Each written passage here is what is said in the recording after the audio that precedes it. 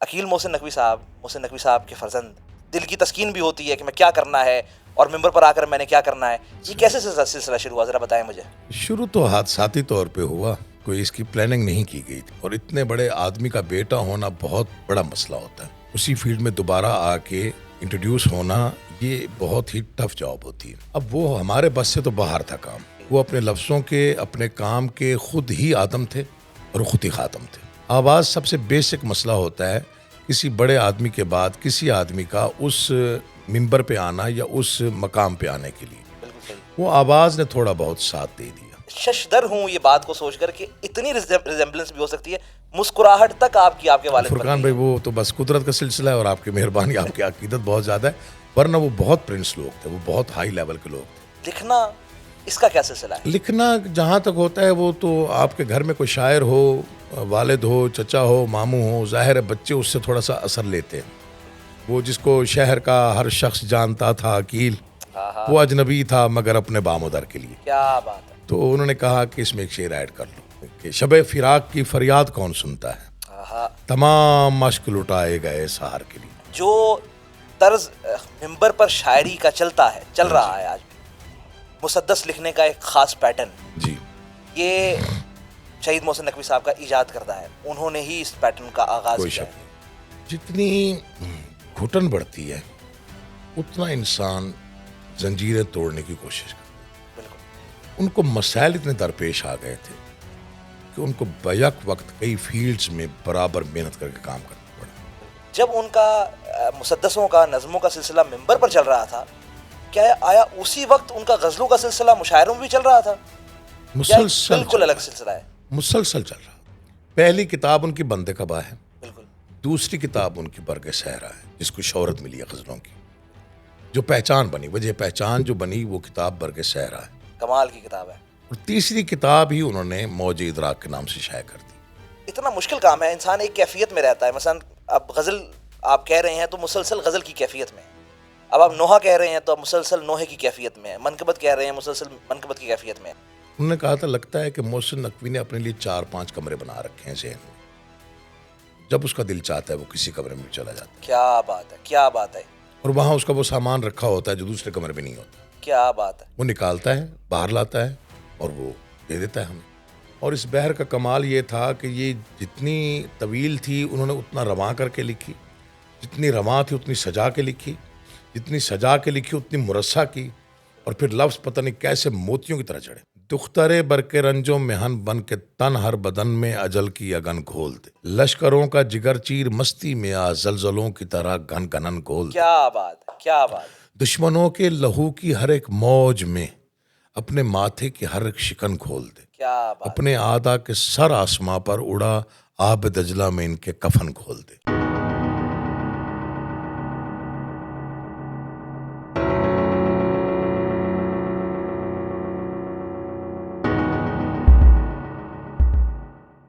ہوا کا لمس جو اپنے کواڑ کھولتا ہے،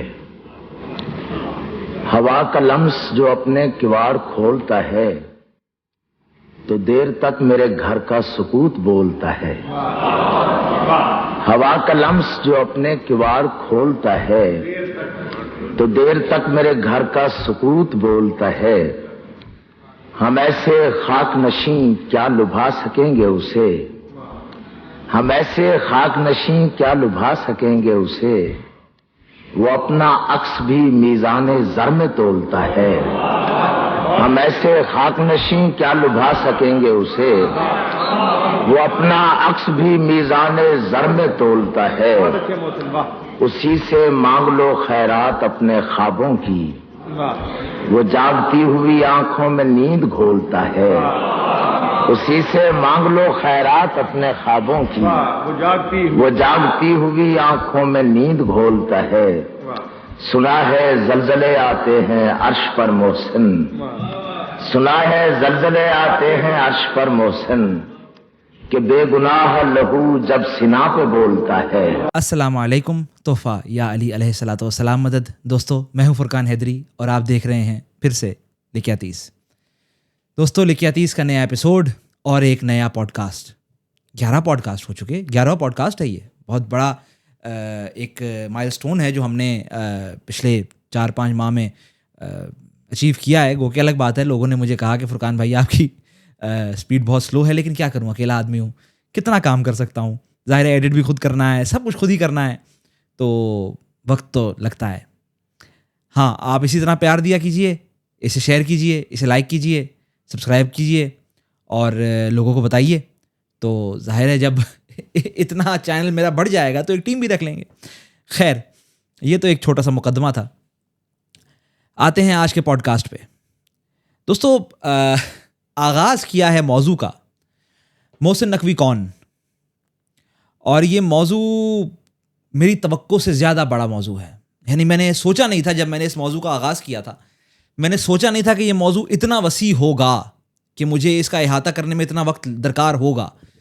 خیر, جو مقدماتی پوڈ کاسٹ آج آپ حضرات کے سامنے لے کر آیا ہوں, یہ خیر جیسے میں نے کہا مقدماتی ہے, تعارفی ہے. محسن نقوی کون, اور اس پر گھنٹوں درکار ہیں, بہت زیادہ وقت درکار ہے, لیکن آغاز کر لیا ہے. مقدمہ آپ حضرات کے سامنے پیش کر رہا ہوں, اور یہ مقدمہ نان ادر دین شہید محسن نقوی کے فرزند جناب سید عقیل محسن نقوی صاحب کے ساتھ ریکارڈ کیا گیا پوڈ کاسٹ ہے, جو بطور مقدمہ آپ حضرات کو پیش کر رہا ہوں. میں نے دانستہ طور پر ان کے نام کے آگے نہ علامہ لکھا ہے نہ علامہ کہا ہے. گو کہ جہاں جب اشتہار وغیرہ لگتے ہیں تو علامہ عقیل محسن نقوی لکھا لگتا ہے, میں نے دانستہ طور پر نہیں لکھا. میرے نزدیک عقیل محسن نقوی صاحب پہلے شاعر ہیں اور اس کے بعد خطیب ہیں, اور اس کیس میں میرے نزدیک ان کا شاعر اہل بیت ہونا زیادہ ان کے لیے زیادہ بڑی بات ہے, بجائے اس کے کہ میں ان کے نام کے آگے علامہ لگا دیتا. نہیں, وہ شاعر اہل بیت ہیں اور وہ شاعر اہل بیت ہی رہیں گے. اور اس پر میرے پاس پہاڑ سے وزنی دلائل ہیں کہ بھئی شاعر ایک عالم سے بڑا کیسے ہوتا ہے. خیر, اس پر پھر کبھی بات کریں گے. لیکن یہ جو پوڈ کاسٹ ہے یہ بہت اہم ہے, بہت ضروری ہے. جیسے میں نے کہا, ایک بہت اہم موضوع کا میں نے آغاز کیا ہے. اس پوڈ کاسٹ میں نے بہت سطحی باتیں کی ہیں, یعنی محسن نقوی صاحب کی غزلوں کو بہت مختصر چھیڑا ہے اور ان کے ممبر پر وارد ہونے پر زیادہ گفتگو کی ہے. یعنی کہ بالخصوص ان کا جو ایک مسدس کا ایک خاص طریقہ کار تھا جو رائج ہو گیا اس کے بعد. یعنی محسن نقوی صاحب نے جو کام سر انجام دیا, جو انہوں نے مسدس کا آغاز کیا, جس طرح مسدس پڑھنے کا آغاز کیا, وہ اس کے بعد رائج ہو گیا. اس کے بعد شوکت بھائی نے, اور اس کے بعد لوگوں نے اس کو کیسے اس کو آگے لے کر گئے. اور میں نے یہاں پر اس پوڈ کاسٹ میں اس بات کو کوٹ بھی کیا ہے کہ جس طرح میرے استاد قبلہ مرحوم سلطان العلماء نے ایک اپنا میدان خود بنایا اور اس میدان میں تنہا کھیلے, محسن نقوی صاحب نے بھی ممبر پر اپنا میدان خود قائم کیا اور اس میدان میں پھر وہ اکیلا کھیلے. تو خیر, یہ پوڈ کاسٹ کا آغاز ہے, یہ سیریز کا آغاز ہے, اور انشاءاللہ اس سیریز میں آپ کو بہت سے افراد, بہت سے شعراء, بہت سے علماء آپ حضرات کی خدمت میں پیش کرتا رہوں گا, اور بہت سی باریک باتیں ہونی ہیں. یہ تو خیر مقدمہ ہے, اب بہت باریک باتیں ہونے باقی ہیں.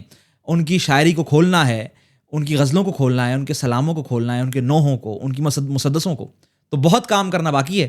تب تک خیر, آپ پوڈ کاسٹ انجوائے کیجیے. قبلہ السلام علیکم یا علی مدد. وعلیکم السلام مولا علی اللہ.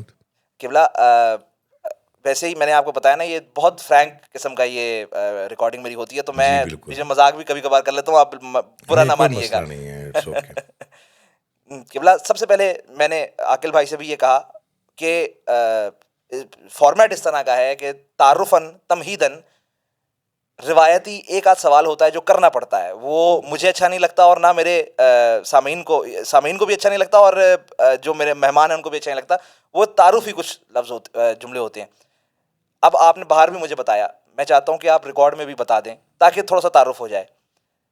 عقیل محسن نقوی صاحب کے فرزند, اس لائن پہ ظاہر ہے میرے نزدیک کوئی بڑی بات نہیں ہے, یعنی کہ عقیل محسن نقوی صاحب کے فرزند اگر ممبر پر نہیں آئیں گے تو کہاں پر جائیں گے. لیکن ظاہر ہے آپ کا اپنا بھی ایک اپنا بھی ذہن ہوگا, اور ایک دل کی تسکین بھی ہوتی ہے کہ میں کیا کرنا ہے اور ممبر پر آ کر میں نے کیا کرنا ہے. یہ کیسے سلسلہ شروع ہوا, ذرا بتائیں مجھے. شروع تو حادثاتی طور پہ ہوا, کوئی اس کی پلاننگ نہیں کی گئی تھی. میں 1996 کی یعنی جنوری میں جب شہادت ہوئی ہے, اس وقت میں MBA کر رہا تھا. صحیح. ILM انسٹیٹیوٹ نیا بنا تھا لاہور میں, institute of leadership and management. بالکل صحیح. وہاں سے میرا 3rd 4th سیمیسٹر چل رہا تھا, تو اچانک حادثہ ہو گیا اور حادثہ اتنا بڑا تھا کہ اس کی پرچھائی ابھی تک بھی ہمارے گھروں پہ باقی ہے. تو ظاہر ہے پھر مجھے لاہور سے موو کر کے ڈیرہ غازی خان شفٹ ہونا پڑا. صحیح. اس دوران میں کئی ایک خیالات آئے اور پھر کئی ایک خیالات چلے گئے. تو بزرگوں نے کہا کہ جی آپ کاروبار میں آ جائیں، چونکہ یہ فیلڈ بہت مشکل ہے اور اتنے بڑے آدمی کا بیٹا ہونا بہت بڑا مسئلہ ہوتا ہے. اسی فیلڈ میں دوبارہ آ کے انٹروڈیوس ہونا یہ بہت ہی ٹف جاب ہوتی ہے. بالکل صحیح. میں اپنی دانش میں ایسا سمجھتا ہوں. اور اس پر یہ جو آپ نے بڑی باریک بات ہے، اس پر میں آگے جا کے آپ سے بات کرنا چاہوں گا. تو ظاہر ہے لوگوں کی توقعات جو ہوتی ہیں وہ وابستہ ہوتی ہیں اسی بڑے آدمی کے لیول کے حساب سے کہ یہ ان کا بیٹا ہے، لہٰذا ویسا پڑھے گا یا ویسی ہی گفتگو کرے گا یا ویسے ہی لفظ ڈھونڈ کے لائے گا. اب وہ ہمارے بس سے تو باہر تھا کام. صحیح. یہ تو پکی بات ہے. بالکل ایسے ہی. وہ اپنے لفظوں کے، اپنے کام کے خود ہی آدم تھے اور خود ہی خاتم تھے. بالکل صحیح. تو اس لیے مجھے کہا گیا جی آپ کاروبار کے لیے دبئی چلے جائیں. میں 97 میں دبئی چلا گیا، لیکن مولا کو جو منظور ہوتا ہے یا مولا جو چاہتے ہیں وہ ہو کے رہتا ہے. میں دبئی گیا، وہاں لوگوں کو پتہ چلا یہ شہید کا بیٹا ہے، تو انہوں نے مختلف فلیٹس میں، کبھی بارگاہوں میں، کبھی روم میں، کبھی کسی کمرے میں، کبھی کسی ہال میں مجالس ارینج کر کے مجھے بلانا شروع کر دیا. صحیح. مجھے جو 2-4 قطعات یاد تھے ان کے، وہ میں نے پڑھنا شروع کر دیے.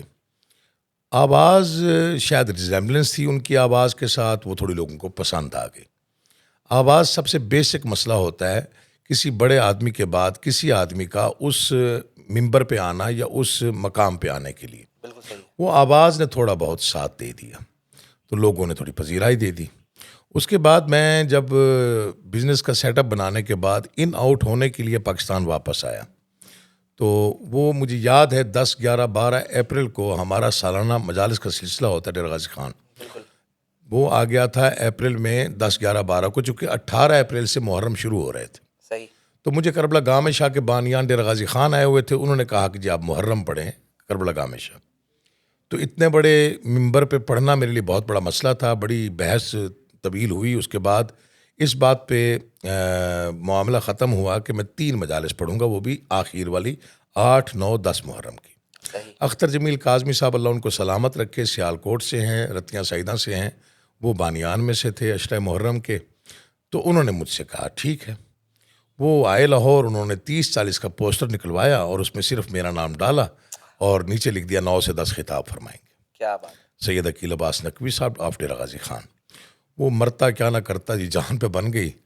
تو الحمدللہ اس وقت تک ابو کی عشرے کی کتاب شائع ہو چکی تھی خطبات محسن کے نام سے. بالکل صحیح. وہ میں نے اٹھائی اور بچوں کی طرح رٹا لگایا اور رات کو جا کے مجلس پڑھ دی جتنی میری بساط تھی. بس وہ خدا کا کرنا ہوا کہ آہستہ آہستہ آہستہ سلسلہ چل پڑا. ویسے میں آپ کو ایک ذیلی بات کروں، آپ بات کر رہے ہیں اور میں آپ کے چہرے کو دیکھ رہا ہوں اور میں ششدر ہوں یہ بات کو سوچ کر کہ اتنی ریزیمبلنس بھی ہو سکتی ہے. مسکراہٹ تک آپ کی، آپ کے والد فرقان بھائی وہ تو بس قدرت کا سلسلہ ہے اور آپ کی مہربانی، آپ کی عقیدت بہت زیادہ ہے. ورنہ وہ بہت پرنس لوگ تھے، وہ بہت ہائی لیول کے لوگ تھے. ہم تو کیا ہے مطلب کہ ان کا وہ خاک پا کے برابر بھی نہیں ہے. یہ تو آپ نے سلسلہ بتایا کہ آپ نے پڑھنا شروع کیا. لکھنا، اس کا کیا سلسلہ ہے؟ لکھنا جہاں تک ہوتا ہے وہ تو آپ کے گھر میں کوئی شاعر ہو، والد ہو، چچا ہو، ماموں ہو، ظاہر ہے بچے اس سے تھوڑا سا اثر لیتے ہیں. بالکل. تھوڑا بہت خون میں بھی آتا ہے. تو یہ شوق تو بچپن سے لگ گیا تھا. صحیح. یعنی 6ٹھی 7ویں کلاس سے ہی شروع ہو گیا تھا میں. غزلیں؟ ہاں، کچے پکے شعر لکھنا غزلوں کے اور ایسے ہی تک بندی کر لینی. پھر والد صاحب کبھی کبھی ڈیرہ غازی خان آتے تھے، زیادہ وہ لاہور میں اسٹے کرتے تھے. تو میں نے وہ جان بوجھ کے نا کاغذ پہ لکھ کے تو ٹیبل پہ چھوڑ دینا اور انہوں نے اگنور کر دینا انہوں نے اگنور کر دینا اور اس کے بعد میرا دل ٹوٹ جانا. ظاہر ہے وہ کچی عمر کی شاعری جیسے ہوتی ہے، ناپختگی جس میں ہوتی ہے. پھر میں MBA کرنے جب لاہور آیا تو اس وقت پھر میں نے آ کے یہاں پہ میں لکھتا رہتا تھا، ویسے تنہائی میں نا بیٹھ کے ایسے ہی کوشش کرتا رہتا تھا. بات وہی ہے کہ وہ اثر لیتے ہیں بچے نا، بزرگوں سے اثر لیتے ہیں. صحبت کا بھی اثر ہوتا ہے. صحبت کا بھی اثر ہوتا ہے. تو پھر ایک دن ابو کے ایک دوست نے مجھے کہا کہ یار غزلیں اپنی لکھ کے دو مجھے. تب تک میں BA میں تھا، میں BA کر رہا تھا. تو انہوں نے وہ غزلیں مجھ سے لکھوا لیں اور والد صاحب کو دکھا دیں اور کہا کہ یہ سیالکوٹ کا لڑکا ہے، چونکہ وہ اس میں مکتا نہیں تھا. صحیح. اور یہ نیا نیا شاعری شروع کر رہا ہے، ذرا دیکھیں کیسی شاعری کرتا ہے. تو والد صاحب نے فرمایا اچھا لکھتا ہے، اس سے کہو لکھتا رہے. شام کو گھر آئے والد صاحب تو دوست نے بتا دیا ان کو کہ یہ تو عقیل کی غزلیں تھیں. پھر انہوں نے مجھے بلایا اور مجھے آج بھی وہ فقرہ میرے لیے اعزاز ہے. انہوں نے بڑا اچھا فقرہ کہا. انہوں نے کہا مجھے خوشی ہوئی کہ تم نے وزن میں لکھنا شروع کر دیا. کیا بات ہے, یعنی اوزان میں تم آ گئے. کیا بات ہے. اس کے بعد پھر 2 غزلیں انہوں نے مجھ سے سنی. ایک دفعہ ایئرپورٹ چھوڑنے جا رہا تھا میں ان کو, تب انہوں نے کہا غزل سناؤ. تو میں نے جو مجھے یاد تھی وہ سنا دی. انہوں نے تعریف بھی کی اور ایک شعر ایڈ بھی کیا اس میں. کیا بات. اور ساتھ یہ کہا کہ مجھ پہ لکھ رہے ہو تم. چونکہ اس کا مطلب تھا کہ مجھے یاد آ جائے, بہت پرانی غزل ہے, کہ میرا وجود کے لازم تھا اپنے گھر کے لیے, میں سوچتا رہا لیکن ادھر ادھر کے لیے. انہیں سمجھ لگ گئی. جب میں نے مکتا پڑھا نا تو انہیں کنفرم ہو گیا کہ مجھ پہ لکھی ہوئی غزل ہے. وہ جس کو شہر کا ہر شخص جانتا تھا عقیل, وہ اجنبی تھا مگر اپنے بام ادھر کے لیے. کیا بات ہے. تو انہوں نے کہا کہ اس میں ایک شعر ایڈ کر لو.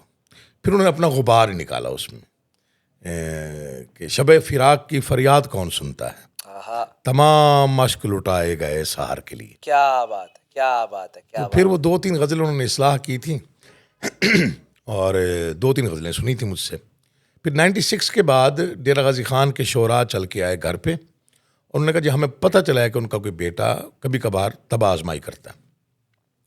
تو میں نے کہا جی میں ویسے شوقیہ لکھ لیتا ہوں. انہوں نے کہا جی مشاعرہ پڑھیں آپ. پھر وہاں سے مشاعروں کا سلسلہ چل نکلا. وہ 96-97 جو ہے میں مجالس نہیں پڑھتا تھا, تو تب میں مشاعروں میں شرکت کرتا تھا ڈی جی خان میں. پھر بڑے اچھے مشاعرے پڑھے. وہ تب بڑا اچھا دور تھا, مشاعروں کے معاملے میں بھی اچھا دور تھا. اچھا دور تھا. تب فضا تھی شاعری کی نا, بہت عمدہ فضا تھی. اس کے بعد پھر مجالس میں آ گئے. ظاہر وہ مجالس جو ہے وہ فل ٹائم جاب ہے. پھر تھوڑا غزلوں کو سائڈ پہ کرنا پڑا اور مجالس کو وقت دینا پڑا. ویسے بھی کہتے ہیں غزل کبھی کبھی؟ جی کہتا ہوں بالکل. کبھی چھاپنے کا ارادہ نہیں کیا؟ ایک کتاب زبردستی پبلشر نے شائع کر دی تھی. کی ہے؟ ہاں جی. کیا نام ہے کتاب؟ تعلق اس کا نام رکھا تھا میں نے خود. تقریباً رونمائی میں نے نہ کروائی, چونکہ بڑے باپ کا بیٹا ہونا پھر کہہ رہا ہوں بہت بڑا مسئلہ ہوتا ہے. وہ گھر پہ آئے اچانک.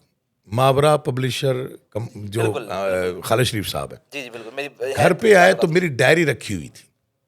وہ ڈائری کھلی ہوئی رکھی ہوئی تھی ٹیبل پہ. انہوں نے اٹھا لی. یار تم غزلیں کہتے ہو؟ میں نے کہا جی کبھی کبھار کہتا ہوں. چھپواؤ ان کو. میں نے کہا جی یہ کیا, اس میں شاعری نام کی تو چیز ہی نہیں ہے. میں چھاپ رہا ہوں. وہ ڈائری لے کے ساتھ. وہ ماموں کو کال کر دی, عقیل کی غزلیں چھاپ رہا ہوں, یہ ہو رہا ہے وہ ہو رہا ہے. میں نے کہا کہ بلا نہ چھاپے, یہ تو بازار میں اپنا سودا رکھنے والا کام ہوتا ہے نا. بالکل. انہوں نے کہا نہیں یہ میں چھاپوں گا. چھاپ دی انہوں نے. تقریباً کوئی 70-80 غزلیں تھیں. وہ پھر پہلا ایڈیشن ختم ہو گیا تو میں نے کہا دوسرا نہ شائع کریں. تو جب پھر کبھی موڈ ہوا تو انشاءاللہ ایک ہی تقریب کریں گے اور ساتھ میں کچھ ایڈ کر دیں گے. یعنی آپ کہنے کا مطلب ہے اب ہمیں وہ نہیں مل سکتی جو تھی وہ تعلق؟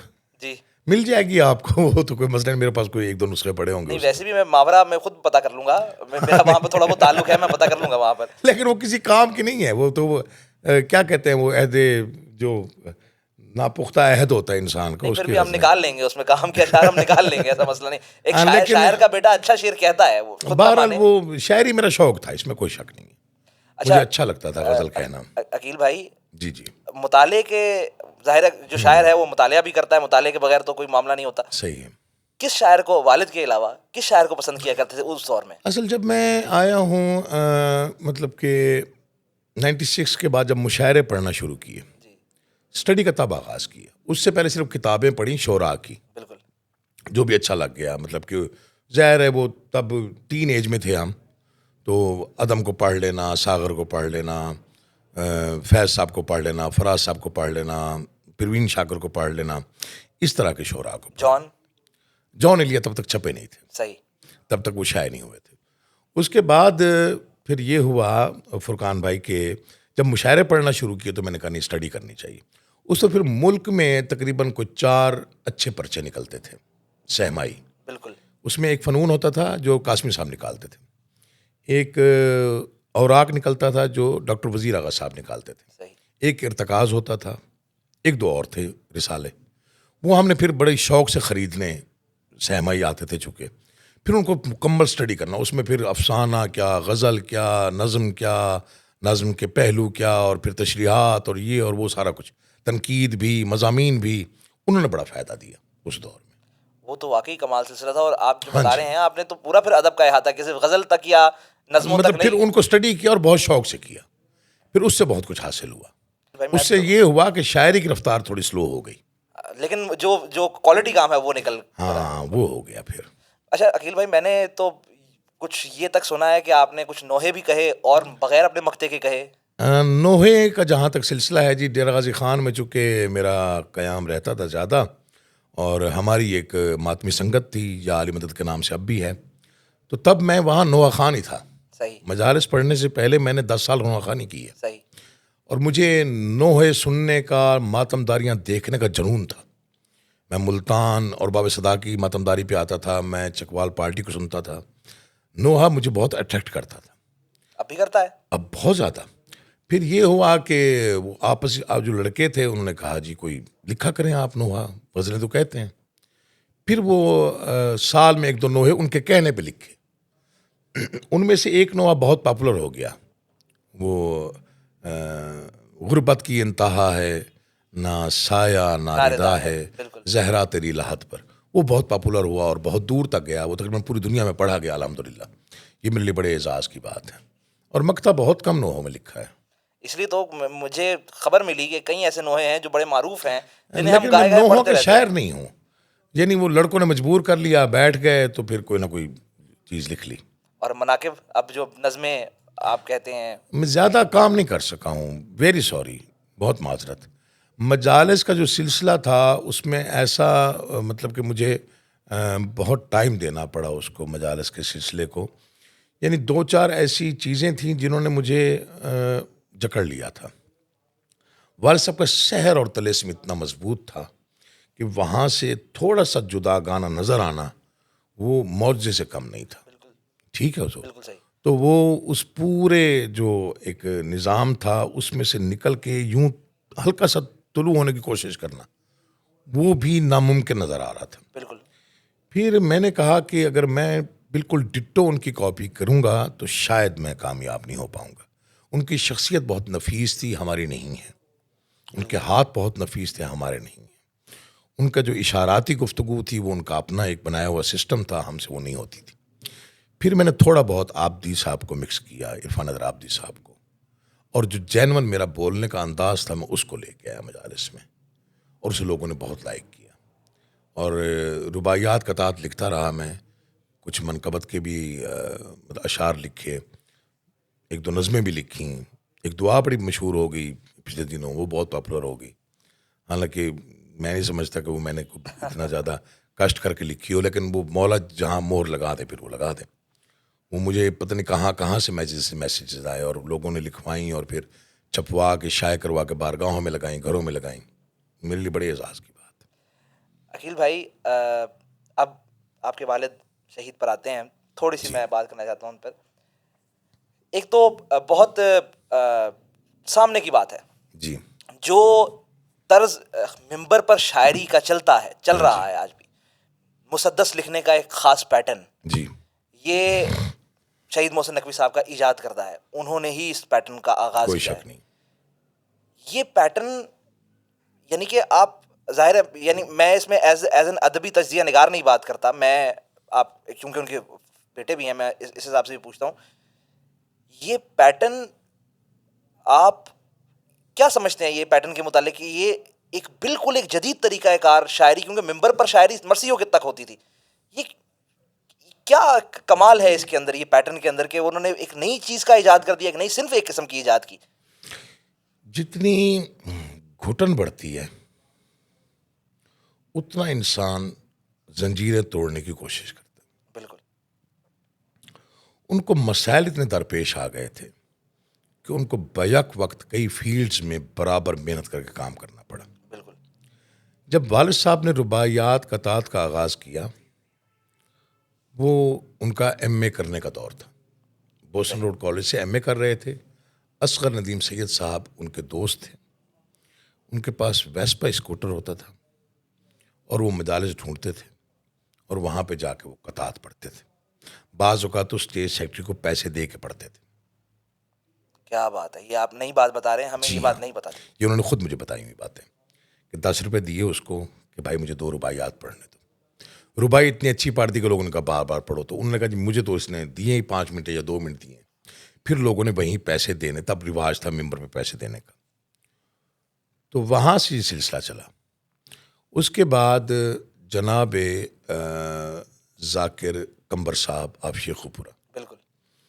وہ ہمارے جلسے پہ سہ روزہ مجالس پہ آتے تھے. ان کی ملاقات ہوئی تو انہوں نے کہا جی آپ قصر ابو طالب سمن آباد میں سرکار ابو طالب کا جشن پڑھیں.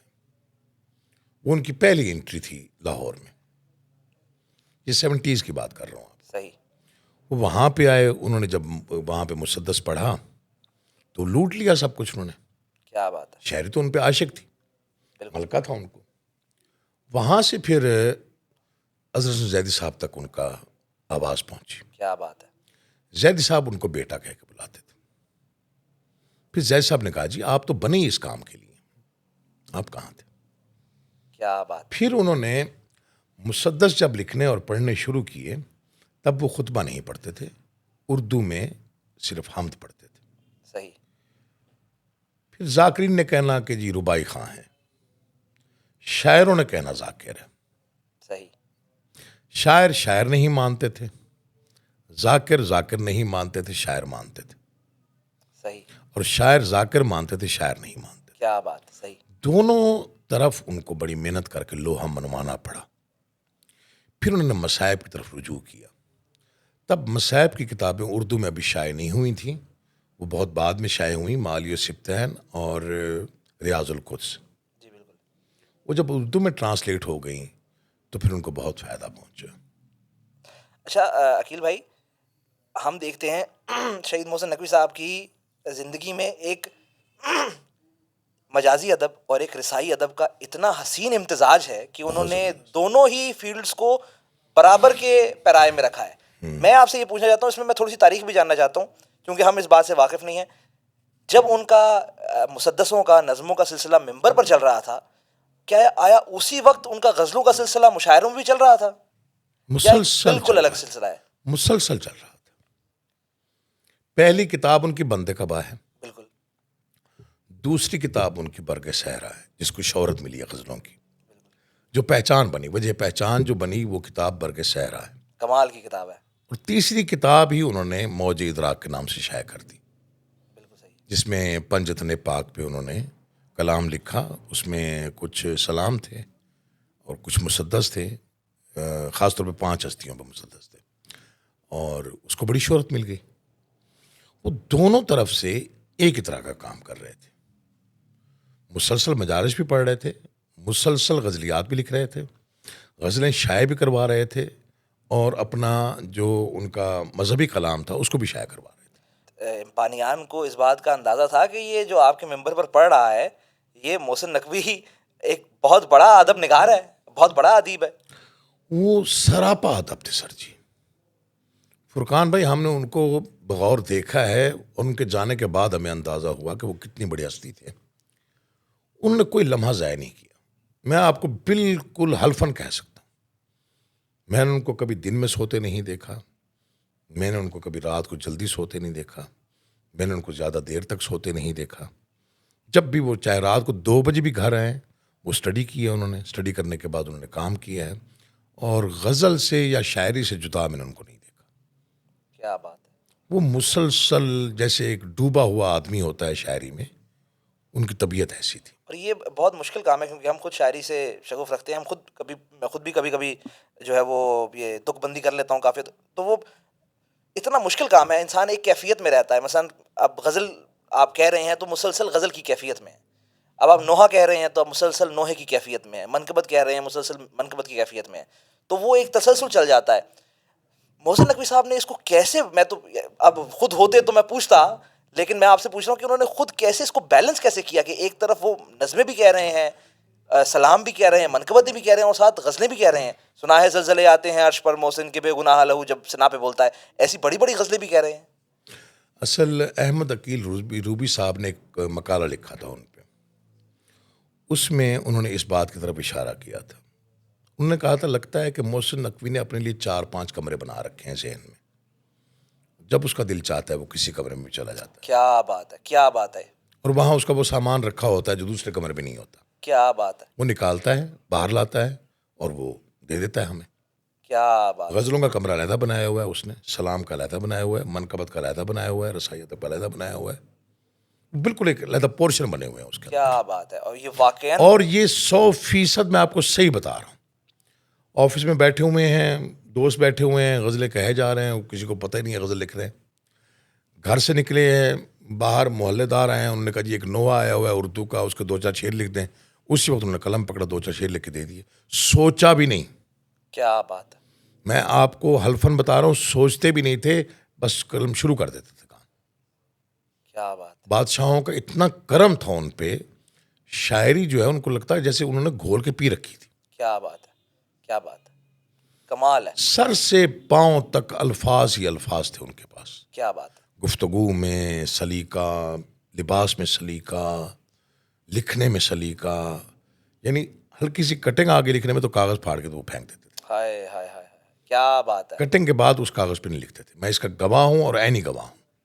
کیا بات ہے. اتنی نفاست تھی مزاج میں. بہت نفاست, بہت زیادہ. یہ نفاست آپ کو کیا لگتا ہے ریاضت ہے ان کی, کس طرح یہ آئی ہے؟ لگتا ہے بائی برتھ ہے ان میں. ورنہ ہماری فیملی کا اگر بیک گراؤنڈ دیکھیں, جب انہوں نے شروع میں تعلیم شروع کی ہوگی تب ڈیرہ غازی خان جیسا ایک پسماندہ سا علاقہ جہاں لوگ مطلب شلوار قمیض یا پھر دھوتی کرتا پہنتے تھے, تو تب انہوں نے بڑا نفیس لباس پہننا شروع کیا. ذاکری میں میرے خیال میں ویس کوٹ پہننا انہوں نے شروع کی اگر میں نہیں بھولتا, اور بہت سلیقے سے ہر کام کرنا, بہت سجے سمرے طریقے سے کرنا. وہی چیز پھر ان کے الفاظ میں دکھائی دیتی. آدمی جتنا نفیس ہوتا ہے لفظ اتنے ہی نفیس چن کے لاتا ہے وہ. میں یہ بھی دیکھتا ہوں کہ جب وہ مشاعرے میں پڑھتے ہیں تو جیسے آپ نے ایک کمرے والی بات کی, ہاں جی, یہ بالکل دیکھنے میں بھی ہم کو یہ نظر آتا ہے کہ جب وہ مشاعرے میں پڑھتے تھے تو ہم کو ایک بالکل الگ موسن نقوی نظر آتا ہے. ایسا ہی ہے بالکل. اور اور مدارس میں بالکل ڈفرینٹ. بالکل وہاں پر گرج ہی مختلف ہے, بالکل. یہاں پر جو حساسیت ہے لب و لہجے میں بالکل مختلف ہے. وہ اوڑھ لیتے تھے کسی چیز کو, ایک دم اوڑھ لیتے تھے اپنے اوپر. کیا بات. یعنی سیاسی نظمیں لکھی تو لگتا ہی نہیں تھا کہ یہ بندہ اتنی نفیس غزلیں کہتا ہوگا. صحیح بات ہے. کیا بات ہے. نوحہ سلام لکھا تو لگتا نہیں تھا کہ غزلیں کہتے ہوں گے. بالکل غزلیں کہیں تو لگتا ہی نہیں تھا کہ یہ نوحہ اور سلام بھی کہتے ہوں گے. صحیح بات ہے. ورنہ آج اگر کوئی کسی بڑے شاعر کا بھی ہم کلام لے لیں تو دونوں کلاموں میں مماثلت نظر آ جاتی ہے ہمیں. واضح اللہ. نقوی صاحب کے کسی کلام میں ہم کو مماثلت نظر نہیں آتی کہ یہ ان کا کمال تھا. اور یہاں تک کہ جو اسلوب ان کا یا ان کی جو گرامر ہے, جو ان کی وکیبلری تھی, وہ بھی بالکل مختلف ہے. کہیں کہیں ان کی, میں آپ کو بتاؤں, کہیں کہیں جو ان کی نظمیں ہیں, مثلا جو وہ ہے دخترے بڑھ کے رنج مہن بن کے تن ہر بدن میں, اس میں نظر آتا ہے کہ یہ محسن نقوی کی غزل ہے, نظم ہے. لیکن عموماً جو ان کی رباعیاں ہیں ان میں پتہ نہیں چلتا کہ یہ محسن نقوی کی لکھی ہوئی ہیں. لیکن میرا تھوڑا اختلاف ہے فرقان بھائی, یہاں پہ صاحب اسلوب ہوتے وہ نہیں, لیکن ان کی مختلف اسلوب جو کرافٹنگ تھی وہ دور سے پہچانی جاتی تھی کہ یہ محسن نقوی کی کرافٹنگ ہے. بالکل صحیح. اور یہ محسن نقوی کا کام ہے, یہ اور کسی کا کام نہیں ہے. یہ مصرع جس انداز سے آیا ہے یہ اسی شہید کا ہی کام ہے اور کسی کا کام نہیں ہے. اب بھی فیس بک پہ لوگ پتہ نہیں کس کس کا شعر چڑھا دیتے ہیں ان کے نام سے, پھر مجھے کالز آتی ہیں تو میں کہتا ہوں نہیں یہ ان کا شعر نہیں ہے. آپ پہچانتے ہیں ان کا کلام کا نظام کیسا تھا؟ بالکل پہچان, یعنی کہ ان کے کلام میں جو ایک بے ساختگی اور یعنی کہ وہ ثقیل کلام نہیں کہتے تھے. سب سے کمال بات ہے بالکل ثقیل زبان نہیں ان کی استعمال ہوتی تھی. ایسے لگتا تھا جیسے جو ہم کہنا چاہتے تھے وہ انہوں نے کہہ دیا. مکالماتی جو مزاج تھا ان کا وہ کمال کا تھا. بالکل. اور وہ میں پھر سے یہ کہتا ہوں کہ وہ آج ہم کو اس بات کا احساس ہو رہا ہے کہ یہ کتنا زیادہ بڑا کام تھا جو انہوں نے کیا مکالماتی لہجہ اپنا کر, ورنہ اس دور میں دیگر شعراء یہ مکالماتی لہجہ اپناتے ہی نہیں. ایسا ہی ہے, بالکل ایسا ہے. مجھے اوڑھنے دے اذیتیں میری عادتیں نہ خراب کر, میں ہمیشہ اس کو کوٹ کرتا ہوں کہ یہ کیا کمال کا مصرع ہے. اب آپ کو پورا شعر یاد ہے؟ کئی ایسے مصرے ہیں جی. بالکل. یہ ہے کہ میرے صبر پر کوئی اجر کیوں, میری دو پہر پہ یہ ابر کیوں, میرے صبر پر کوئی اجر کیوں. یہ کیا ایسا ہی ہے. میرے دو پہر پہ یہ ابر کیا, میرے دو پہر پہ یہ ابر کیا, میرے صبر پر کوئی اجر کیوں, مجھے اوڑھنے دے اذیتیں میری عادتیں نہ خراب. کیا بات, کیا کمال کا مصرع ہے. ہاں جی, کمال کا مصرع. اور اس پہ جب انہوں نے مشاعرہ پڑھا تھا آل پاکستان مشاعرہ, اس میں یہ شعر وہ تھا جس پہ پورے ہال نے کلیپ کیا تھا. وہ میں نے ویڈیو دیکھی ہے. ہاں جی, میں نے ویڈیو دیکھی, پورے ہال نے کلیپ کیا تھا. اور انہوں نے پھر یہ جو میں نے دوسرا شعر کوٹ کیا, یہ بھی انہوں نے غزلوں سے پڑھی ہوئی ہے. سنا ہے زلزلے آتے ہیں عرش پر محسن کہ بے گناہ لہو جب سنا پہ بولتا ہے. کربلا تو جا بچا ان کی غزلوں میں موجود ہے. بعض اوقات قاری پہ کھلتی ہے, بعض اوقات نہیں بھی کھلتی. میں آپ کو مثال دیتا ہوں, یہی اگلا سوال تھا میرا. میں آپ کو مثال دیتا ہوں. ایک دن وہ گھر بیٹھے ہوئے تھے, میں نے ان سے کہا جی آپ کا شعر ہے غزل کا, کج کلاہوں سے لڑ گئے محسن ہم بھکاری حسین کے در کے. اچھا, انہوں نے کہا کہ بیٹا آپ یہ تو سمجھ لیں گے, ظاہر ہے اس میں تو واضح اعلان میں نے بات کی ہے, اور ایک اور بھی شعر تھا, کئی ایسے اشعار موجود ہیں. پھر انہوں نے ایک شعر خود پڑھا, انہوں نے کہا تم نے سمجھا یہ کیا لکھا ہوا ہے؟ وہ تھا کہ ہوا کا لمس جب اپنے کواڑ کھولتا ہے تو دیر تک میرے گھر کا سکوت بولتا ہے. کیا بات. اسی کا وہ شعر ہے کہ سنا ہے زلزلے آتے ہیں عرش پر محسن کہ بے گناہ لہو جب سینہ پہ بولتا ہے. کیا بات. تو میں نے کہا جی مجھے نہیں پتا کہ اس مطلب میں آپ کیا کہنا چاہتے ہیں. ہمارے نزدیک تو یہی ہے کہ تنہائی ہے اور ویرانی ہو گئی ہے, گھر بالکل ویران ہو گیا ہے, اور اس کے بعد تو دیر تک میرے گھر کا سکوت بولتا ہے. وحشت ہے, علیحدگی ہے. وحشت ہے, علیحدگی ہے. انہوں نے کہا نہیں, میں یہ آج موقع مل گیا تو میں یہ آن لائن بات کر رہا ہوں.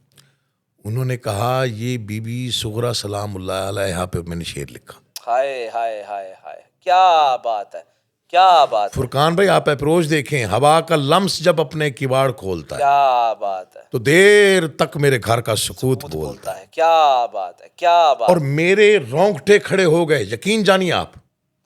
کیا بات. میں نے کہا یار یہ ہستی کہاں کہاں سے باتیں لا کے اور کہاں کہاں پہ جوڑ رہی ہیں, اور ایک شعر کے اندر 2-3 مختلف زاویے ہیں. کیا بات ہے. اور یہ بی بی صغرا پہ لکھا, یہ تو کمپلیٹ شعر ہے. کیا بات ہے, کیا بات. تو ایسا لگتا ہے جیسے وہ, چونکہ ان کا کربلا سے مسلسل کنیکشن رہا. وہ خود کہتے تھے کہ شاعری درد کا آسمان ہے اور کربلا درد کا 7واں آسمان ہے. اس لیے جو کربلا کو نہیں سمجھ سکتا وہ شاعری نہیں کر سکتا. کیا بات ہے. ان کے جتنے بھی استعارے ہیں, جتنی بھی علامتیں ہیں, وہ سارے کربلا سے لی گئی. بالکل ساری وہی ہیں. بالکل مشق ہے, مشکیزہ ہے, خیمہ ہے, صحرا ہے, ریگزار ہے, دریا ہے, مطلب جو کچھ بھی ہے, پیاس ہے, تشنگی ہے, وہ سب کچھ وہاں سے لیا گیا. ہم جو پہنچے سر مقتل تو یہ منظر دیکھا, سب سے اونچا تھا جو سر نو کے سنا پر دیکھا.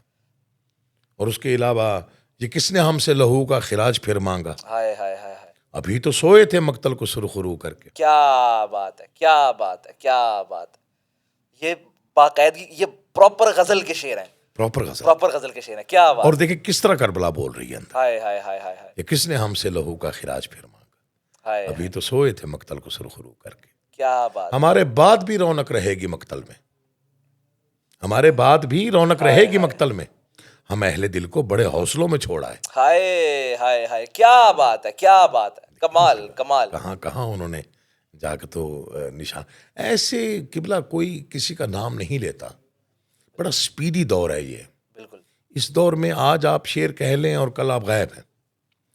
جس میں جتنا جوہر ہوتا ہے وہ اتنا ہی سکہ پھر اس کا چلتا رہتا ہے. بالکل ایسے ہی ہے. اور ابھی شہید پہ کام ہو رہا ہے. ابھی ان کے کچھ ایسے کارنرز ہیں جو میرے خیال میں ابھی کھلنے ہیں مزید, اور وہ کھلیں گے انشاءاللہ. لوگ پی ایچ ڈی بھی کر رہے ہیں, لوگ مقالات بھی لکھ رہے ہیں.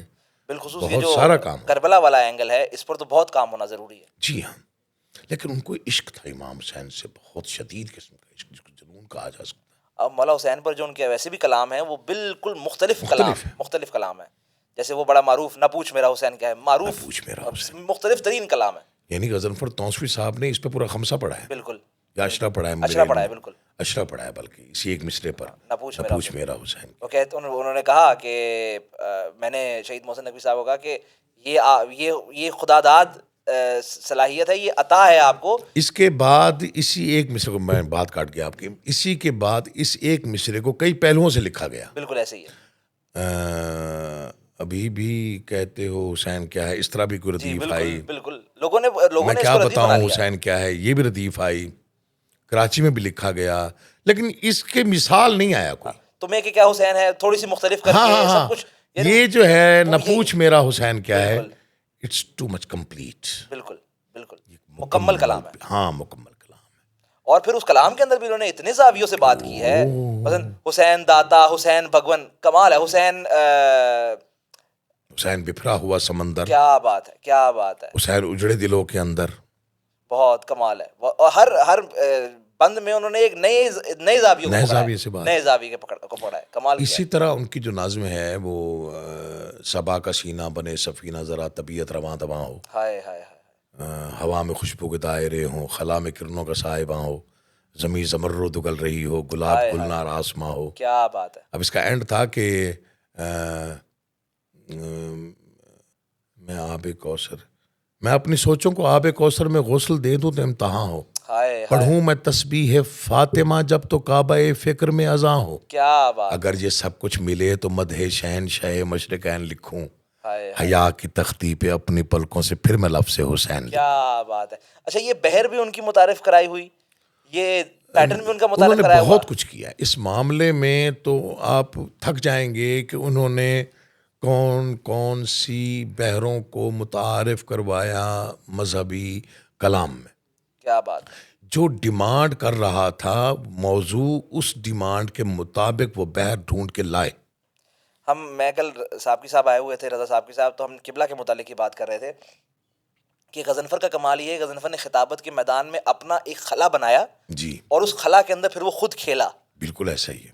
محسن نقوی صاحب کا ممبر پر شاعری کے اعتبار سے یہ بالکل مثال عین بیٹھتی ہے کہ انہوں نے اپنا خلا بنایا اور پھر اس میں تنہا کھیلے. وہ دائرہ بھی انہوں نے خود چنا، تخلیق بھی خود کیا، جو بالکل خالی تھا. بالکل. اور اس میں کچھ بھی، وہ سادہ تھا بالکل، جتنے رنگ بھرنے تھے انہوں نے خود بھر دی. ہائے ہائے کیا بات ہے. اور پھر انہوں نے اس کو باپ کو بند کر دیا. باپ کو بند کر دیا. میں نے کہا نا آدم بھی خود تھے اور خاتم بھی خود. وہ چلے گئے پھر. کیا بات. وہ کلوز کر کے چلے گئے.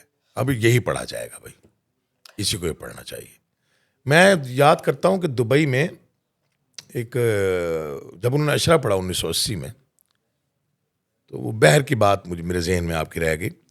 تو وہاں پہ انہوں نے خیبر پڑھا مولا امیر علیہ السلام کا. اس میں انہوں نے 2 یا 3 نظمیں پڑھیں. ایک مولا کا استغاثہ پڑھا رسالت مآب کا، کہ مدینے سے بلانے کا انداز کیا تھا، وہ اور بہر میں تھا. پھر مولا آ گئے، پھر مولا کو تیار کروایا، پھر اس کے بعد بھیجا میدان کی طرف. پھر یہاں پہ ہے راہوار اور تلوار کا مکالمہ. بالکل، شاید آپ نے پڑھا. جی جی بالکل. وہ مکالمہ جب پڑھا جا رہا تھا دبئی میں نے وہ کیسٹ خود اپنی آنکھوں سے دیکھا ہے. وہاں ایک انڈیا کا مومن بزرگ بیٹھا ہوا تھا. وہ اٹھا، اس نے کہا محسن صاحب آپ کا کمال پتہ کیا ہے، آپ نے یہاں مکالمے میں، اس مکالمے میں بہر جو چنی ہے وہ گھوڑے کی ٹاپوں سے بنتی ہے. کیا بات، کیا بات. اور وہ بہر تھی چینچل چمک کے چرخ پہ چل چل مچل کے چل. کیا بات ہے، کیا بات ہے. اب کہاں گئے وہ لوگ، اب کہاں وہ باتیں، اب وہ کہاں چیزیں. سرکار عقیل بھائی، میں نے جیسے پہلے بھی کہا تھا کہ محسن نقوی صاحب پر بہت کام ہو سکتا ہے، بہت کچھ. ہاں، اور ایک نشست میں شاید میں خود بھی وہ سے بات نہ کر سکوں. میں نے کوشش بھی یہی کی ہے کہ ایک سطحی دورہ ہم کر رہے ہیں ان کی زندگی کا. مجھے یہ بتائیں کہ محسن نقوی صاحب کی کچھ ایسی نظمیں، کچھ ایسی غزلیں ہیں جو اب تک چھپی نہیں ہیں. آپ بتا رہے تھے کہ مناقب کے ذیل میں کچھ ایسی نظمیں ہیں جو اب تک نہیں چھپی. نہیں، ان کا سارا کلام میں نے دیانت داری کے تحت سمجھا، وہ چھپوا دیا. جو کلام بچ گیا تھا ان کی زندگی میں، وہ پھر چونکہ خیمہ جاں ان کی آخری کتاب تھی. میراث محسن میں چھپا پھر؟ نہیں، اس کے لیے میں نے علیحدہ ایک کتاب شائع کروائی تھی خیمہ جاں کے بعد. وہ تھی حق ایلیا، اس میں مذہبی کلام سارا. صحیح. ہاں جی.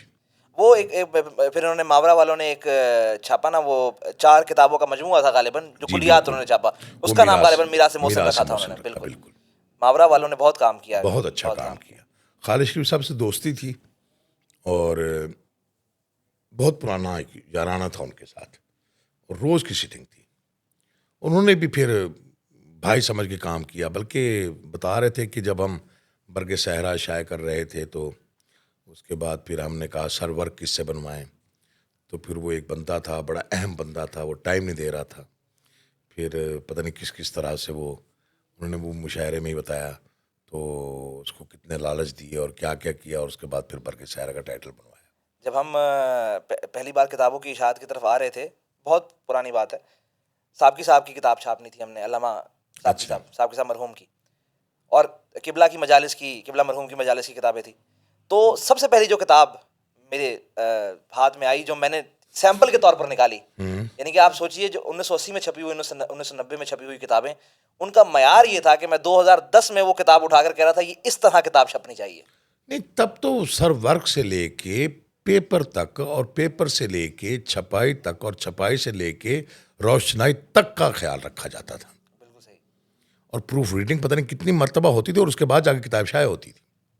کیا اب تو نہ ورک کام کا ہوتا ہے نہ سر ورک کام کا ہوتا ہے, اب تو بس چھپ گئی تو چھپ گئی. وہ جو سر ورک ہیں محسن نقوی صاحب اچھا کتابوں تب کا, کمپیوٹر کا بھی دور نہیں تھا, بالکل خطاطی ہوتی تھی, خطاطی ہوتی تھی اور سر ورک بنوانا پڑتا تھا کسی ڈیزائنر سے جا کے, پینٹر سے. پینٹر سے, سوری, وہ خود پینٹ کر کے اس کو بناتا تھا, تو اس کے بعد سر ورک بنتا تھا. میں تو یہ تو آج بھی کہتا ہوں جب افراد سے ان ٹیکنیکل چیزوں پر بات ہوتی ہے کہ آج تک مجھے وہ کاغذ, وہ کوالٹی, سوال ہی پیدا نہیں وہ ہوتا. ملتی ہی نہیں ہے. میں کام کرتا ہوں یہ والا, مجھے نہیں ملتی. اب وہ چیزیں ملتی بھی نہیں ہیں, ملتی ہیں تو شاید وہ دسترس میں نہیں ہوتی یا کیپیسٹی سے بہت اوپر چلی گئی ہیں. ممکن ہے, لیکن یہ معیار 1980-90 کی کتاب کا میں نے آج تک اپنی زندگی میں دیکھا نہیں. نہیں اب نہیں آ رہی وہ, اب وہ چیزیں آ ہی نہیں رہی میرے خیال میں. کمال ہے. جی اچھا عقیل بھائی, فائنڈ اپ کرتے ہیں. آپ نے مجھے کہا تھا کہ شارٹ رکھنا, میں نے پھر بھی آپ سے بہت باتیں نکلوا لی. مجھے نہیں پتا چلا آپ کی باتوں میں. قبلہ شہید محسن نقوی صاحب کا یہی کلام جو میں نے آپ سے کہا, اگر آپ کو کچھ اس کے بند یاد ہیں, ایک دو بند بھی یاد ہیں, کون سے کلام؟ دختر برق انجمن, مجھے سنا دیں اگر آپ کو یاد ہے. یہ بڑی طویل بحر میں لکھی ہوئی ان کی نظم تھی اور یہ صفین میں انہوں نے پڑھی, اور میرے خیال میں جتنی بھی انہوں نے کلام لکھا اس میں سب سے طویل بحر یہی تھی. بالکل. اور اس بحر کا کمال یہ تھا کہ یہ جتنی طویل تھی انہوں نے اتنا رواں کر کے لکھی, جتنی رواں تھی اتنی سجا کے لکھی, جتنی سجا کے لکھی اتنی مرصع کی, اور پھر لفظ پتہ نہیں کیسے موتیوں کی طرح چڑھے. کیا بات. دخترے, اب جتنی یاد ہے وہ بتا رہا ہوں. اب یہ دیکھیے اس کی جو نشست و برخاست ہے لفظوں کی, وہ اس مصرع کو رواں کیسے کر رہی. دخترے برق رنجو مہن بن کے تن ہر بدن میں اجل کی اگن گھول دے. کیا بات ہے, کیا کمال کا مصرع ہے, کمال ہے. سنسناتی ہوئی سب سروں سے گزر, سوری, دخترے برق رنجو مہن بن کے تن ہر بدن میں اجل کی اگن گھول دے. لشکروں کا جگر چیر, لشکروں کا جگر چیر مستی میں آ زلزلوں کی طرح گھن گھنن گھول دے. کیا بات, کیا بات. دشمنوں کے لہو کی ہر ایک موج میں اپنے ماتھے کی ہر ایک شکن کھول دے. کیا بات. اپنے آدھا کے سر آسماں پر اڑا آب دجلہ میں ان کے کفن کھول دے. کیا بات, کیا بات. دیکھ بزم شجاعت کا ہر تاجور تیرے نزدیک ہے اور میرے پاس ہے. کیوں لڑیں دشمنوں کو گما تک نہ ہو, یہ علی لڑ رہا ہے کہ عباس. کیا بات ہے. میں عقیل بھائی آپ یقین کیجئے جی, اس ایک بند پر میں اور 15 منٹ آپ سے بات کر سکتا ہوں, اور میرے ذہن میں آ بھی نہیں ہے یہ باتیں. مثال کے طور پر اب نہیں رکا جا رہا, تو میں کہہ رہا ہوں سب جانتے ہیں کہ شاعری ایک صوتی علم ہے, کان کے ساتھ تعلق ہے اس کا, اور وہ صوتی علم کتنا خوبصورت ہو سکتا ہے یہ ان 6 مصروں میں پتہ چل جاتا ہے. بالکل صحیح بات. یعنی میں نے بچپن میں یہ مصرے سنے تھے, میرا بچپن تھا, ڈیرہ غازی خان وہ پڑھ رہے تھے کسی مجلس میں, تو انہوں نے فرسٹ ٹائم یہ نظم میں نے ان کی زبانی سنی. اس سے پہلے میں نے کسی کاپی پہ لکھی ہوئی نہیں, حالانکہ وہ رکھتے تھے نا کاپیاں آ کے گھر پہ, تو میں تھوڑی چھان بین کر کے نا پڑھتا تھا, تھوڑا مجھے شوق تھا کہ میں دیکھوں کیا کیا لکھا ہوا ہے نا ابو نے. تو یہ نظم میری آنکھوں کے سامنے نہ آ سکی, اور میں نے وہی کلام وہیں پہ سنا, اور مجھے قطعاً سمجھ میں نہ آیا کہ پہلے مصرے میں وہ کیا کہہ رہے ہیں, لیکن سرور اتنا آیا فرقان بھائی کہ میں اس کی محویت میں چلا گیا. کیا بات ہے. اور مصرع مجھے ازبر ہو گیا, میں اس کو پھر بعد میں دہرا رہا تھا گلیوں میں. کیا بات ہے. دخترے برق رنجو مہن بن کے تن ہر بدن میں اجل کی اگن گھول دے. تب تو پتہ نہیں چلا یہ کیا پڑھا انہوں نے. بالکل صحیح. وہ پڑھا بھی سپیڈ میں انہوں نے, ظاہر وہ ایک بحر کو رواں کرنے کے لیے اور مجمع کو جس طرح وہ گرفت میں لیتے تھے, جس کی جیسے ان کی عادت تھی, تو انہوں نے بہت روانی میں پڑھا, اور لوگ بڑے محظوظ ہوئے. سمجھ کسی کو نہ آئی, سمجھ کسی کو آ ہی نہیں سکتی. لیکن یہ پورا کلام بڑا مرصع ہے, آپ کو پتہ ہے. کمال ہے. سرکار آپ تو جانتے ہیں, آپ کو ادب سے چونکہ بہت رغبت ہے اور لگاؤ ہے, اور حسنین اکبر صاحب کے آپ ماشاءاللہ بھانجے ہیں, پتہ نہیں یا بھتیجے ہیں, بھانجے ہیں. تو اللہ آپ کو سلامت رکھے. ہم تو ان کی شاعری بھی پڑھ کے بڑا محظوظ ہوتے ہیں. تو انشاءاللہ صحبت باقی تو ملاقات. آپ مجھے بتائیں, مجھے وہ اپنا نسخہ کب دے رہے ہیں آپ؟ قبلہ وہ تو میری زبان سے نکل گیا کہ میں نے غزل, یقین جانی وہ انشاءاللہ میں پوچھوں گا, میرے پاس اویلیبل ہوا تو آپ کو مل جائے گا. ڈھونڈ تو میں لوں گا, ورنہ وہ محاورہ والوں کے تو پاس ہوگا. ان سے کچھ بھی نہیں ہے سرکار, آپ کیا کریں گے اس کو. نہیں, پھر بھی ہم بطور ریکارڈ اپنے پاس رکھیں گے, ایسی بات نہیں ہے. اچھا چلیں پھر ٹھیک ہے, انشاءاللہ میں ڈھونڈ کے نا آپ تک پہنچاؤں گا. جی بہت شکریہ عقیل بھائی, آپ نے مجھے اللہ آپ کو سلامت رکھے. آپ نے وقت نکالا اور مجھے عزت بخشی, اور امام زمانہ آپ کو اپنے حفظ و امان میں رکھے. آپ جس طرح کے پروگرام کر رہے ہیں مولا اس سے زیادہ آپ کو. میں کچھ بھی نہیں کر رہا عقیل بھائی, بس یہ کوشش ہے. نہیں, میں نے آپ کے 2 ہم جیسے پروگرام دیکھے ہیں اور بہت عمدہ, بہت اعلیٰ طریقے سے آپ اس کو سجا گئے. ہم محسن نقوی صاحب پر بالکل بات کرنے کے اہل نہیں ہے, جتنی ہم سے ہو سکی ہم نے کی ہے بس. بہت اچھی گفتگو آپ نے کی, اللہ آپ کو سلامت رکھے. تو دوستو یہ تھا آج کا پوڈ کاسٹ. امید کرتا ہوں آپ حضرات کو پسند آیا ہوگا.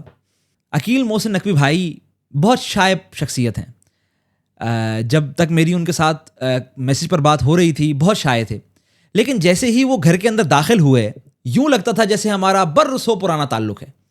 اتنے ملنسار ہیں, اتنے نفیس ہیں اور اتنے خوبصورت شخص ہیں کہ ایسے لگتا ہے کہ جیسے وہ صدیوں کے آپ کے دوست ہوں, اور انہوں نے ذرا بھی یہ محسوس نہیں ہونے دیا کہ میری ان کے ساتھ پہلی ملاقات ہے. نہیں, وہ جیسے ہی گھر کے اندر داخل ہوئے اس طرح انہوں نے فرینکنس کا اظہار کیا. میں خود بھی بہت فرینک ہوں, جیسے میں آپ حضرات کو بتاتا رہتا ہوں, میں خود بھی بہت فرینک ہوں. میں سیریس ہو ہی نہیں پاتا, میرا یہ مزاج ہی نہیں ہے. لیکن جب خود اس طرح کا شخص آپ کو مل جاتا ہے کہ جو آپ ہی کی طرح کا ہو تو سونے پہ سہاگا ہو جاتا ہے. اور آپ نے یہ پوڈ کاسٹ میں دیکھا بھی ہوگا کہ میری تمام پوڈ کاسٹوں میں یہ سب سے زیادہ مزیدار پوڈ کاسٹ اسی لیے ہے کہ ہم دونوں ہی بس باتیں کر رہے ہیں. اس میں کوئی ہم نے اور اس طرح کی بات نہیں کی, بس باتیں کر رہے ہیں اور اتنے مزے سے باتیں کر رہے ہیں کہ شاید اگر عقیل بھائی کو جانا نہ ہوتا اور وقت طویل ہو نہ رہا ہوتا تو یہ 2 گھنٹوں تک باتیں ہو جاتی. تو یہ تھا جناب آج کا پوڈ کاسٹ. عقیل محسن بھائی کو پھر سے بہت بہت شکریہ, وہ میری ایک ریکویسٹ پر آ گئے اور یہ جو موضوع کا آغاز کیا ہے یہ بھی اس کے لیے بھی آپ دعا فرمائیے کہ یہ جہاں تک میں چاہتا ہوں, جتنا میں چاہتا ہوں اتنا میں اسے آپ حضرات تک پہنچا سکوں, میں حق ادا کر سکوں محسن نقوی صاحب کی شاعری کا. تو خیر, لائک شیئر اور سبسکرائب کیجئے. اگلے ہفتے سے ایک نئی سیریز کا آغاز ہو رہا ہے اور وہ بہت امپورٹنٹ سیریز ہے, یعنی کہ آپ سوچئے کہ میری زندگی کا نچوڑ ہے. خیر, اس پر میں اگلے ہفتے بات کروں گا. شاید پہلے ایک ویڈیو مقدمے کے طور پر میں باندھ لوں, لیکن اگلے ہفتے سے میں اس کا باقاعدگی کے ساتھ آغاز کروں گا. اور بہت طویل سیریز ہے, آپ حضرات کو بہت مزہ آنے والا ہے. تو لائک شیئر اور سبسکرائب کیجئے, جیسے محبت دے رہے ہیں اس سے زیادہ محبت دیجئے, اور لوگوں کو بتائیے کہ یار کام ہو رہا ہے.